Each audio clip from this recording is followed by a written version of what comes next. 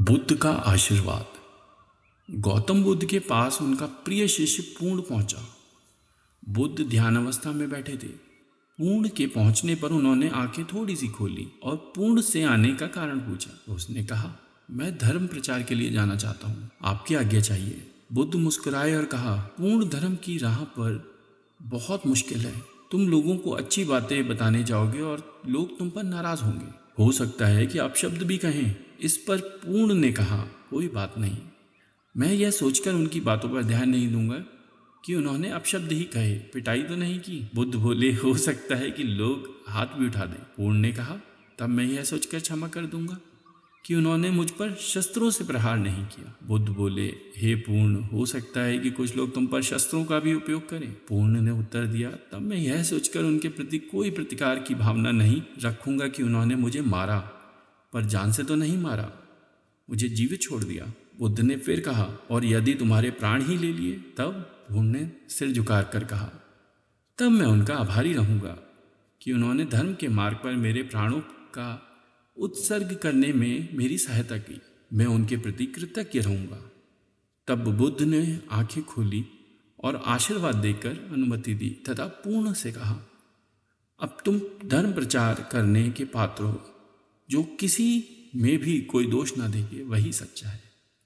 अच्छाई के मार्ग पर चलना बहुत मुश्किल काम है। जो इस राह पर चलते हैं उनके मार्ग में अनेक बाधाएं आती हैं, लेकिन जो व्यक्ति किसी में भी दोष ना देखे वही बाधाओं को सहजता से पार कर अपने लक्ष्य को पूरा कर पाता है। अच्छाई के मार्ग पर चलना बहुत मुश्किल काम है। जो इस राह पर चलता है उसके मार्ग में अनेक बाधाएं आती हैं, लेकिन जो व्यक्ति किसी में भी दोष ना देखे वही बाधाओं को सहजता से पार कर अपने लक्ष्य को पूरा कर पाता है।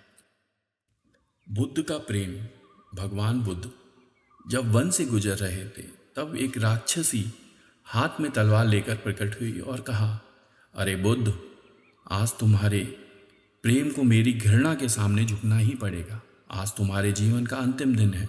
बुद्ध ने मुस्कुराते हुए उत्तर दिया, मैं घृणा, उपहास और द्वेष के आगे नतमस्तक नहीं होऊंगा। मैं निंदा, प्रशंसा अथवा उपहास किसी से भी प्रभावित नहीं होता। तुम मुझसे इतनी घृणा करती हो, पर मैं तुमसे भी प्रेम करता हूँ। राक्षसी ने पूछा, तुम मुझसे प्रेम क्यों करते हो? बुद्ध बोले, मैं तुम में माँ का रूप देख रहा हूँ और माँ तो प्रेम का रूप होती है, उसमें हिंसा नहीं हो सकती। इतना सुनते ही राक्षसी के हाथ से तलवार गिर पड़ी।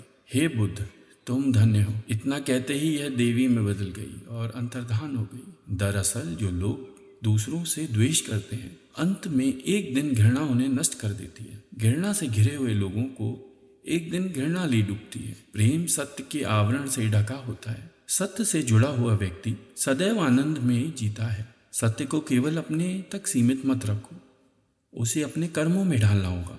सत्य रूपी गुलाब की खुशबू है कर्म। अपने कर्म को प्रेम और सत्य में डुबोकर करो। प्रेम और सत्य मनुष्य को विकास की ओर ले जाता है। ध्यान रहे कि ये दोनों मार्ग ईश्वर की ओर जाते हैं। इस मार्ग पर चलने वाला सहज में ही आनंद और शांति को पा लेता है। बुद्ध और आम्रपाली। भगवान बुद्ध भ्रमण करते हुए वैशाली नगर के वन विहार में पहुंचे। उनके आगमन का समाचार पूरे नगर में फैल गया। कुछ ही समय में मानो पूरा नगर उनके दर्शन के लिए उमड़ पड़ा। बड़े व्यापारी, शिक्षाविद, समाजसेवी, अधिकारी और राज परिवार से जुड़े कई वरिष्ठ भी पहुंचे। सभी की भावना थी तथागत बुद्ध अपने शिष्यों सहित उनके निवास पर पहुंचे एवं भोज का आमंत्रण स्वीकार करें। बुद्ध सभी के निवेदन को सुन रहे थे और स्वभावगत मुस्कान के साथ आमंत्रण का आभार व्यक्त कर रहे थे। तभी वैशाली की यात गणिका आम्रपाली भी वहां पहुंची। वह बुद्ध की शिक्षा से प्रेरित होकर बहुत पहले ही अपनी गणिका वृत्ति त्याग चुकी थी। उसने भी बुद्ध को भोजन का आमंत्रण दिया। बुद्ध ने तत्काल उसे स्वीकार किया और अगले दिन भिक्षुओं सहित अपने घर आने की सहमति दे दी। बुद्ध के एक शिष्य ने को यह बात अच्छी नहीं लगी। इतने सारे वरिष्ठों के निवेदन के बावजूद बुद्ध ने आम्रपाली का निमंत्रण स्वीकारा।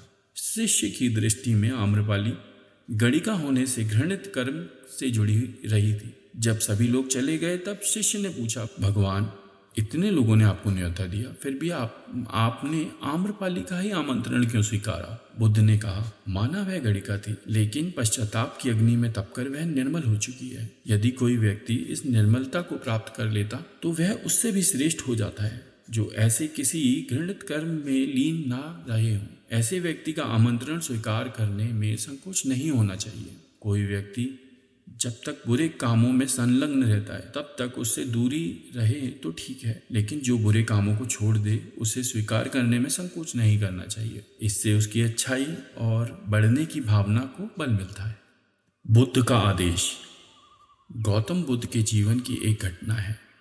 उन्होंने नियम बना रखा था कि वे अपने संघ में स्त्रियों को स्थान नहीं देंगे। स्त्रियों के लिए भिक्षु होने की दीक्षा उन्होंने वर्जित कर रखी थी। एक समय गौतम बुद्ध एक गांव में ठहरे हुए थे। वहां महाप्रजापति गौतमी उनके पास पहुंचे। उन्होंने बुद्ध से कहा, आप स्त्रियों को भी दीक्षा दें, किंतु बुद्ध ने अस्वीकार कर दिया। अनेक स्त्रियां इकट्ठी हुईं और उन्होंने विचार किया कि गौतम बुद्ध से स्वीकृति प्राप्त की जाए। स्त्रियों ने निर्णय किया कि स्वयं सेविकाएं बनकर गौतम बुद्ध के समक्ष पहुंचा जाए। गौतमी ने अपने बाल काटे, भिक्षु के वस्त्र पहने और अनेक स्त्रियों के साथ बुद्ध के सामने पहुंच गई।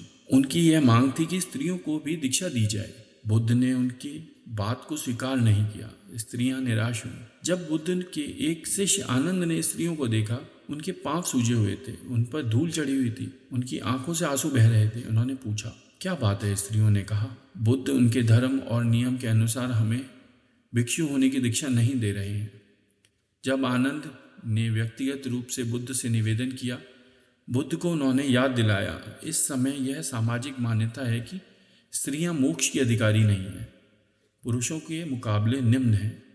तो क्या आप भी यही मानते हैं, इसलिए उन्हें दीक्षित नहीं कर रहे? बुद्ध का उत्तर था, मुझे गलत न समझा जाए। मेरी मान्यता है कि पुरुष की तरह ही स्त्रियां निर्वाण प्राप्त कर सकती हैं, लेकिन मैं कुछ व्यवहारिक कारणों से स्त्रियों को संघ में शामिल करने की दीक्षा देने की स्वीकृति प्रदान नहीं कर रहा हूँ। आनंद का उत्तर था, सिद्धांत और व्यवहार में परिवर्तन करना चाहिए। बुद्ध को बात जच गई। उन्होंने यह घोषणा की, जो स्त्रियां भिक्षु होना चाहेंगी उन्हें कुछ नियमों को पालन करना पड़ेगा। स्त्रियों ने स्वीकार किया। तब से स्त्रियां भी बहुत बनने लगीं।